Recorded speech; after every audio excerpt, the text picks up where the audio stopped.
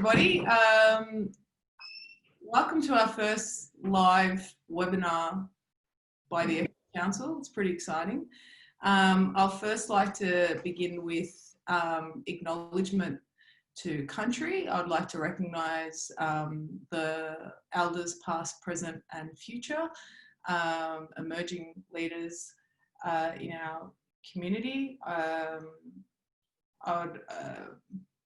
Hoping everyone is doing well in these hard times, and specifically would like to acknowledge the ongoing systematic issues faced by our First Nations and our First People. Yeah, welcome Athena.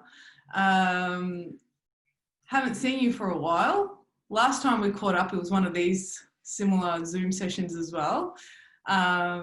It's always fun having a chat with you.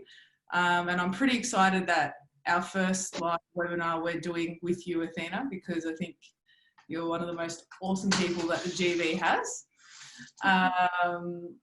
So I'm gonna give it over to you to introduce yourself and your role and what you actually are doing now here in Shepparton or the Goulburn Valley. Yeah, take it away. Well, hello everyone. Thank you, Bettel, for having me. For those that don't know me, my name is Athena. I have recently been appointed the Self-Advocate for coal communities based here in Shepparton. I have been in the role since April, and the project will end in December. The aim of the project is to teach any person with a disability how to speak up for themselves. So I've been doing a lot of media releases, Facebook posts, just to get the word out there that I'm the self-advocate for coal communities, in the hope that I can, work within the community to raise self-advocacy awareness. So who's funding the project, Athena? The funding is funded by ECCV as well as D&D. ECCV is the organisation in Melbourne that I work for, and ECCV offer me mentoring and assist in anything that I may need within the project. But I have worked in self-advocacy before, and I believe that I use self-advocacy in my everyday life skills anyway. Yeah, we first met, I think it was another like a panel discussion, wasn't it, around advocacy. And I was invited to talk about some of the community work that we're doing at the Ethnic Council, and you were there to talk about your own experiences and, how self-advocacy has, probably helped you overcome a lot of the barriers that you're facing. Would you like to talk a bit about that? Well, for me, I was born with a disability. Yep. Which has made me become, I use a wheelchair to get around, as you know. But that hasn't stopped me from reaching my goals. And as I said on the flyer, reaching my goals and climbing those mountains. Yes. So, yes, it has been a struggle because I've felt that I've been discriminated against because of my disability, but it's up to the individual to keep fighting. But one of the things that I'm finding is that people don't want to fight, because if they've been knocked back once, they don't want to keep going back and keep fighting because they're scared they're going to be knocked back again. Yeah. So when you talk about, facing discrimination because of your disability, what are we talking about? For example, I've done the Diploma of Welfare Studies here at Goulburn Valley TAFE, and it's taken me 6 to 7 years to get into the course because the teachers didn't think that I could do it. And when I did finally get into the course, I was discriminated. I was often, told where to sit because, I wouldn't be in the teacher's way, or, so I wasn't in anyone's way. Often you would find the lift would break down at the campus, which meant that I couldn't get to class, or class had to be moved to the bottom floor because I couldn't use the lift. The lifts at the TAFE building were quite notorious a few years back when there was. Yes. Yeah. I do hear they've now got a new one though. Yes. Yeah, so that's something maybe a bit, because you wanted to endeavour education, which is your human right. That's a basic human right to have access to education. What about, more on, the types of discrimination that you get that's not so overt, that's not so open, like from day to day? What is it like for you to be able to just go to the supermarket? Is that even an option, Athena? How does that work? People stare at you. Often I get, because my family comes from a Greek background, a lot of people know my parents. Yeah. So if I'm out and about on my own, they immediately go, well, should you be out and about on your own? I'm almost 40 and people question, should I be out on my own? So do you think that's some of the cultural barrier, like within our cultures? Like Yes. Yes. Yeah, so I guess what you're talking about is two different levels, things of discrimination where you have... Well, it's discrimination, but it's also people not understanding other people's rights. People look at my disability, not my ability. Yeah. And I don't want that. I want people to look at what I can do. And that is a lot. Anyone that knows Athena knows that she legitimately climbs mountains. Definitely is a lot. All right. So that's we'll probably talk a bit more about being raised in a Greek family in Australia with a disability. But yeah, more about the work and self-advocacy. So for someone that doesn't know, what is self-advocacy, Athena? Well, to me, self-advocacy is teaching an individual or a group how to speak up for themselves. Now, that could be me supporting them to write a letter, or that could be me supporting them at an Ndis meeting, a school meeting, if they feel discriminated, helping them with the complaints process if they want to make a complaint. Yeah. A lot of, I'm finding that Ndis is a big issue here in Shepparton. So, I hope that I can assist some multicultural people with the Ndis process. So how did we get access? Like, how do we know how do we find you if that's what we need or what?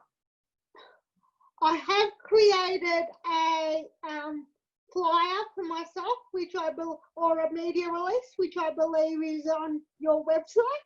Yep. So that has my email on it. So if you know of anyone that wants support, please email me and then I'll make contact. And after this session, we'll circulate another social media post as well, just reminding everyone how to get access to Athena and the services that you're offering here with your program. Yep. Is this the first time we've got a program like this in the Golden Valley? I do believe so. I'm certainly the first coal self-advocate here in Shepparton. The people I work for have got another person working in the Dandenong area, and I think we've recently appointed one in Broadmeadows as well, who actually started yesterday. Okay. Wow. All right. So that's good. So this is a shift in how we're responding and how we're supporting people with disabilities. And these workers are all from cold backgrounds as well. So they are all. Yes. And we do need to have a disability, so we've got that personal experience as well. Yeah, which is amazing. And that's really important, isn't it, Athena? Representation. Yes. Yeah. So me just being multicultural isn't enough for me to understand your experience.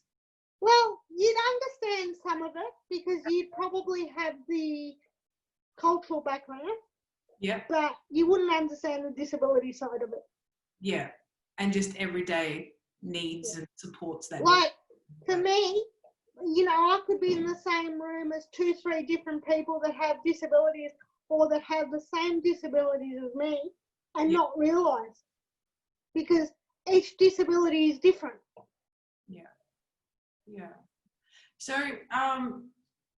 this is a bit maybe off the script, but so what sort of, like, what do we need to be as service providers or, you know, members of the community, going off what you've just said, what sort of things do we need to be more aware of or sensitive to in making sure that we're not, you know, adding to the problem with our ignorance or just not knowing? Well, asking a person questions, don't try and help them. Ask them, do you need help? Or, you know, if you're in a wheelchair, ask them, do you need help to open the door? Just ask questions. So don't assume and just go open, or don't ignore it thinking that's awkward. Have a conversation. Yeah. Yeah. Have a conversation and say, what do you need? What do you want? You know, if someone comes to you and says, you know, Gretel, I want to join a group. Well, that is, you know, an open statement. That's not giving you enough information. You need to find out what sort of groups, what sort of interest this person has, you know, what their abilities are, things like that. Yeah. Yeah. So open, direct conversations is usually the best starting point to making sure that we're being inclusive, not being offensive. And I guess for me, when I'm out and about, often if I'm out with a carer, the person will look at the carer and go, what does Athena want to eat? Or where would Athena like to go? Well, don't ask the carer, ask the person. Yeah, I've never met your carer. I don't think I have. I've got several carers, not just one. How's that? How does that all work, Athena? How, because in that last panel that we did together, I remember that being one of the issues for you that you raised was the way the system works with the carers. Well, and things. I live at home with my mum and dad. My mum had a stroke about 12 months ago where she lost her vision. She can walk, but she lost her vision, which means that she can't do any personal care for me. So it means that I have carers coming 3 times a day, 7 days a week. And I have to live life to a schedule. Because I can't get up in the morning and go, my friends have got the day off, I want to go out. I have to plan an activity at least a week before. Yeah. And so your planning would be the carer, logistics. Yeah. Yeah. And how do you fund all this? Is this through NDIS? NDIS. I have to say that NDIS has its clause, but for me, NDIS has been probably one of the best things that I could make happen, because for me, it's given me a bigger social life. You know, I've got a big enough budget to be able to go away on holidays. Last year, I went on holidays to Phillip Island with friends. I was able to do the Indigenous round of the football, which was a massive dream of mine. I was constantly asking family to take me, but they wouldn't. So as soon as the NDIS came out, that was one of the things that I put on my bucket list to do. So before the NDIS existed, obviously funding was dependent on like a pension of some sort, and that was about it. I had an individual support package, so yeah. I was kind of lucky, because all they did was bring the individual support package straight into the NDIS package. Okay. And because you are in a wheelchair, and before, like what you were talking about with the might be visible, might not be visible, is there any structural issues with accessing NDIS or those individual packages if you don't have a visible disability? It's got to be a long-term disability, like something that's going to stay around. Yeah. Okay. So, and I think that's where I sort of want to work with someone like yourselves to engage with the ethnic communities and see where the gaps are in NDIS. And that's really important, isn't it? Because it's already a marginalised community, and then we're adding other barriers and other, and it just needs all of that support and insight by the right people to support our communities for the best outcomes for each other. Yeah, sure. Amazing. Yeah, so some of those examples that you gave, like with football, the Indigenous round, for example, you mentioned that, your family wouldn't take you. Do you want to open that up a bit? Is it as in, and then, being able to finally go, I guess, and that as an experience? Well, I guess for me, I wanted to go and do things that, my family would do. But in some cases, going away for the day, it would be difficult because, we need to plan going away. So, I as a kid, when I was a kid growing up, I struggled with what do you want? Because it was always what mum and dad wanted me to do. Yeah. So I never had that choice until when I started TAFE.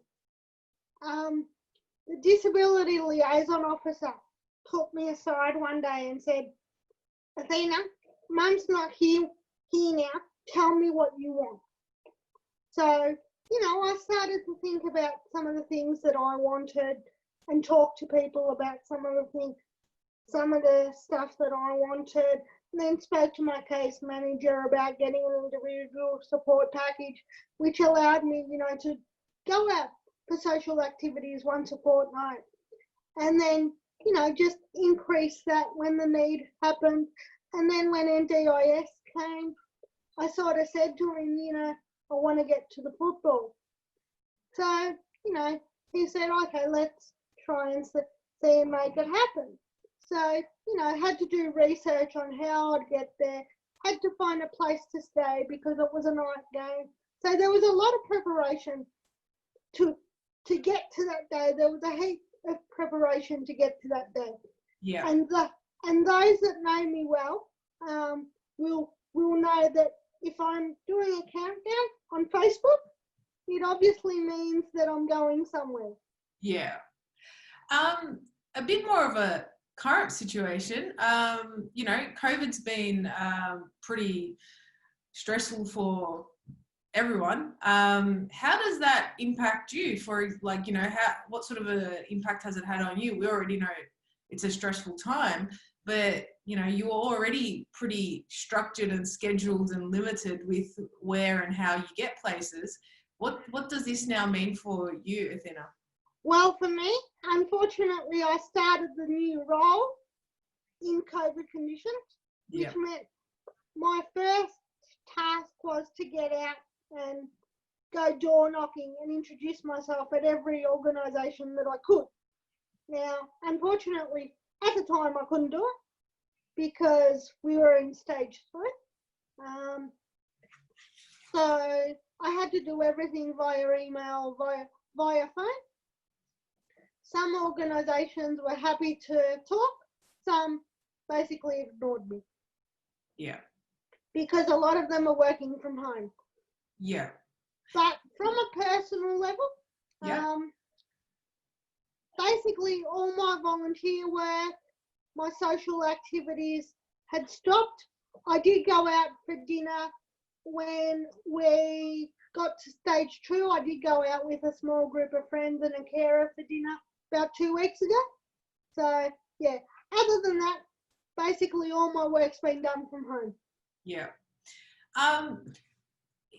this might be a bit of a twist to the whole COVID situation. Do you think now that we're adapting to a new way of communication and working, utilising technology better, you know, these sorts of things, do you think that this might, because obviously we're going to have what appears to be a new way of working post-COVID, do you think that this might be more helpful in the long run for practices to be more inclusive by using different mediums and different ways of, you know? Well, for the younger generation, yes, but it worries me for the older generation because, you know, all the social groups that used to be in Shepparton are now no longer running because of COVID. So it worries me. What happens to that older generation? How do we keep on supporting them? Yes. Also, while we're having this discussion, because it is a discussion, if anyone's got any questions about specific, you know, topics that we've raised or would like to have any input into this current conversation, please feel free to type in your question and we'll respond if we can. Yeah, so that is a really good question, Athena. How do we support the older generation of our migrant communities, especially those that are facing, you know, that are experiencing other barriers as well due to society not being equipped to be inclusive? You know, how do we support our elders? What do you think we need to be doing? If you have any idea. For me, it's just sad that everything had to stop. Yeah. Yeah, Facebook and Zoom are a very good thing. And I credit my own father who has learnt to use a Facebook page and has learnt to use Messenger. So he loves it because, as he says, I can talk to my family overseas for free. Yeah, so we've been quite, that was one of the responses I had to COVID, was, you know, everyone was like, oh, I've missed out on my nephew's birthday. Oh, I've done this. And as you know, these are very legitimate and I'm not trying to make fun of those concerns, but I'm there thinking we've lived our whole lives separate from our nieces and nephews or our aunties and uncles, you know, our immediate family being abroad, being migrants here, especially myself, for example. All of my extended family are overseas. I only have my parents and my siblings here in Australia. You know, so we've relied on apps like WhatsApp, Messenger. Facebook has been amazing. You know, my parents are on Facebook, which is sometimes a headache. So welcome to the world of having your parents on Facebook. My mum's trying to add me on Instagram and I said, no, that's the one space I have that you're not in. I need privacy. No, I've actually created 2 Facebook pages. Oh, you're good. One for Dad and the other one I blocked the Dad out of. Yeah, that's the way to go, I reckon. Which one am I? And I just went, no, keep one separate. Yeah. Yeah, you literally, like, they are everywhere now. Our parents are everywhere. And like, you know, it's funny because you spend your whole life trying to hide stuff from them. But I mean, for me, it's the constant questions. How do I do this?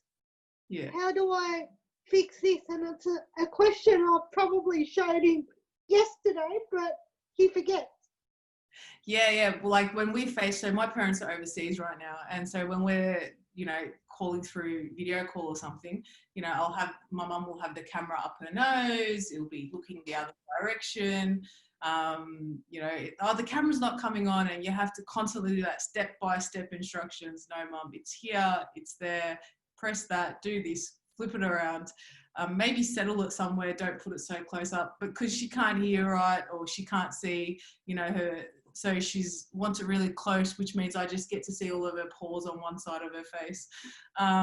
It's always entertaining talking with them on Messenger. Yeah, but it is a great tool. It is. You know, technology's been great because I remember you know, your parents might have similar stories as well. When they first arrived in Australia, they had to you know, send a letter and it took 3 months maybe to get a response, or go to the post office and make phone calls and appointments to have a phone call.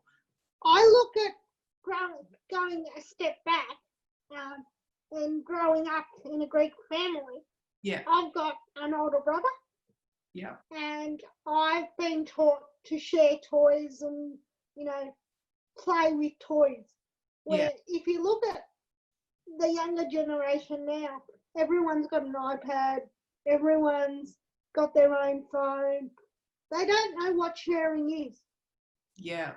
Yeah. Unfortunately, that's something that, yeah, my house is very similar. Everyone's got their own device, and we're living in a society that's very practical and time restricted, and everything's, you know, there's a schedule for everything, isn't there? Because I've always been brought up, you know, share, don't, you know, play together, play ball, play marbles, where these days to get a kid to go outside and play ball is somewhat impossible. Yeah, so I'm first gen here. My parents migrated, and now I've got kids here. And when we talk about these, you know, and I'll tease their childhood, and they'll sort of look at mine and say, have an opinion on mine.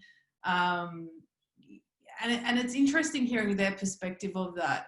For them, this is socializing, this is playing. And I'm like, but you're not climbing, you're not on the roof, you're not riding a bike, you're not sharing the marbles, or you're fighting over the last piece of the slice of pizza, you know, whereas before we used to fight to give it to each other, and it's a very self-driven or you know, mum always likes to say, you know, we had one plate of food, we had to share it between the four of us. Yeah. You know, talking about sharing now is impossible. Yeah. You see kids putting the cups up when they're filling juice or something and bringing them together to make sure that everyone's got the same quantity. That's something I witnessed with my kids a few years ago. They don't do it anymore. They're grown-ups now. But like, you know, it's interesting seeing how things have changed over the time, hasn't it? Yeah. We're definitely a lot more self in that sense. Yeah. However, some selves are good, like self-advocacy, because you know you the best, Athena. You know what you need the best. Yes. And the power in saying, you know, I know what I need and want. This is really important. And I guess that's what I want to tell my audience today.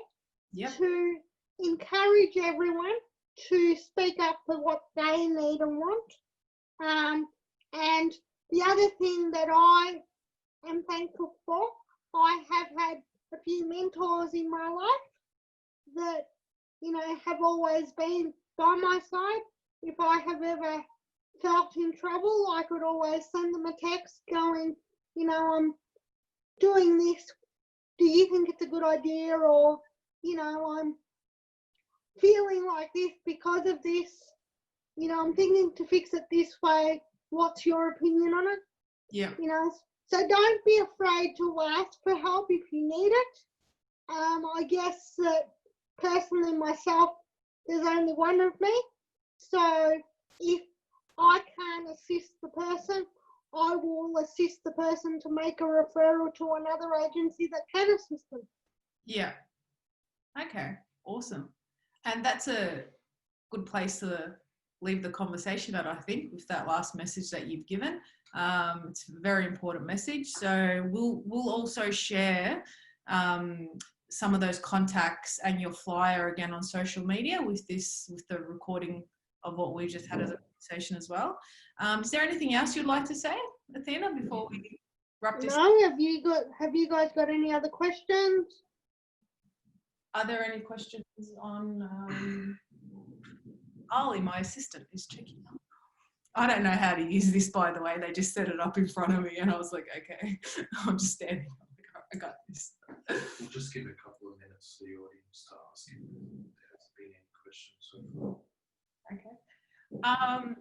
Seems like there's no questions. Yeah. Do you have no last statements? I think we're ready to wrap it up. No, I don't have any other comments. I think I've said it all, unless you want me to add to anything. No, I think you tied it all together very well, Athena. I think that's really important. The support is here if you need it. And like you said, if you are one person working for a whole community, it's a marginalized community. It's already facing lots of barriers. And then getting access to these sorts of services, which are so crucial to your everyday life. it's really important to make sure that these sorts of roles exist and that, you know, you're doing what you're doing, and for organisations like the Ethnic Council to support and to make sure that we've got to have your back, and then you can support our communities that we work with as well. We're very honoured. We're very privileged to have you in the community, Athena. I know I've said that before and I don't say it enough. You know, you're a role model to me, and not because you're in a wheelchair. I mean, that's pretty impressive that you do what you do with the wheelchair, don't get me wrong, but more importantly, it's you know, it's that spirit, it's that passion, and I love it. You know, and just so my audience do know, I have studied the Diploma of Welfare Studies. I have done the certificate for disability. Yep. And as I said, I have worked in advocacy before, running a self-advocacy group. So this is not new stuff to me. I have a wealth of information and knowledge I could share with the community. And like we said earlier, Athena, you are your own experiences is probably weighed in heavier than a diploma or a certificate as well, but it's important to note that you definitely have those qualifications. Yes. Well. Yeah. You know, so we really appreciate your time. Thank you so much for agreeing to come along and take part in our first webinar. Hopefully we'll do this again. And I just love having a convo with you, so I'm happy to do it all the time, Athena. Thank you. Thank you for having me, and if anything comes out and you need some more answers or questions, let me know. Definitely will. Thank you so much. No worries. Thanks, guys. See you soon. See ya. Bye.